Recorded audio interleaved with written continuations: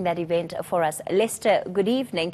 Of course, we know that the Arch has been in and out of hospital, but for tonight, are you expecting at all that he will make a showing there? Well, we start with some sad confirmation, Kathy, that the Arch, after being admitted to hospital for tests, will not be attending this annual lecture here at the Artscape Theatre here this evening. To discuss that and other issues with me is Marley Naru, who is the CEO of Artscape and a social justice advocate in her own right. Marley, you were telling me just a short while ago that the Arch will not be attending in person, but you will be able to see what's happening here via a video link. What can you tell us in what he is expecting in his hospital room? I think what is important is that the Arch is fine, he's resting, and he will watch with Auntie Leah, the love of his life. And what tonight is all about social justice, service delivery, because what this art stands for, and especially the Desmond and Leah Legacy Foundation stands for, is about respect, dignity, humanity. And if people don't have service, if they don't have quality of education and all the humanitarian aspects, we're going to experience an uproar in our communities. And this is all about citizenship in action. And tonight the expectation is that the Arch were very clear what the leader of the country should respond to. It's about what action are we do to ensure social justice. And being part of the foundation, it's important for us to look at not just to monitoring and evaluation, it's also the 20 years of not an anniversary, but looking back of the TRC. So on the 9th of December, there will be another process that's going to happen. So there was also part of the TRC, there was recommendations that's been made, because the TRC was about healing of memories, but it's about a dialogue. But what happened afterwards? What happened to the recommendations?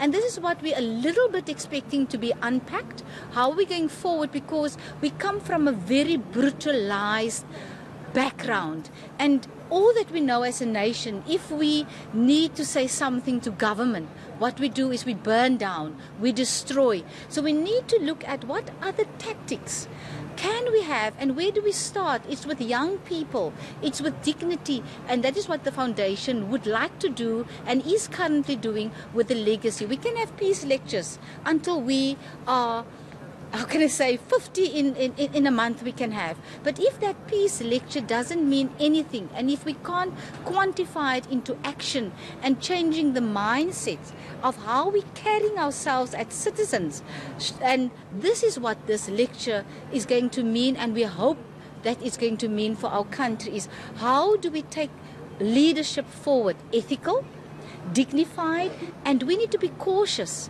how we as leaders see ourselves, and also how do we portray ourselves in our communities. Are we also brutal with our words? Because words says a lot.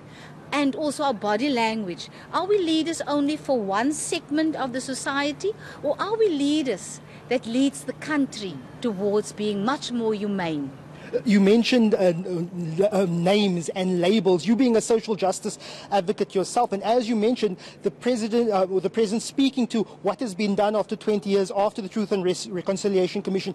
Has there been enough social cohesion? And we're looking at scenes like that's been happening on the Cape Flats in Johannesburg, Innerdale, those areas. Do you think that this government, the ANC government, has been doing enough to espouse social cohesion, particularly between coloured and black African communities?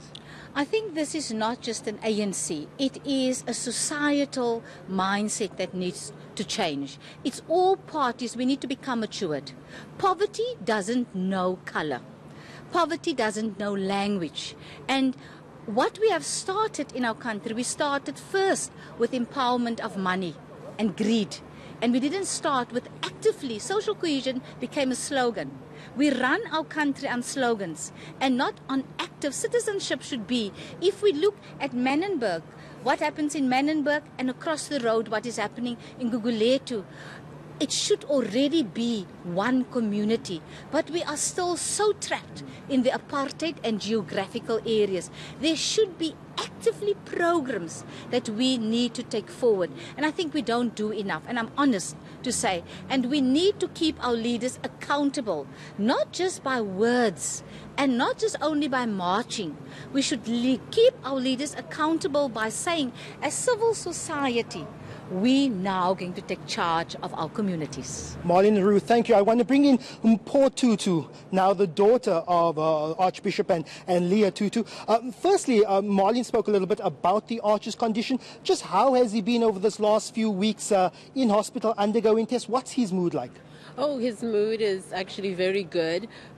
He has an infection that has recurred, and it is being brought under control with treatment, and unfortunately the treatment took a little bit longer than we had hoped, and so he's not able to be with us here this evening. But we as a family were able to be with him yesterday, celebrating his birthday, which was wonderful, and he's in very good spirits. I think a little bit tired after the birthday celebration, but other than that, he's in very good spirits, and he really is healing well, and he's receiving excellent care.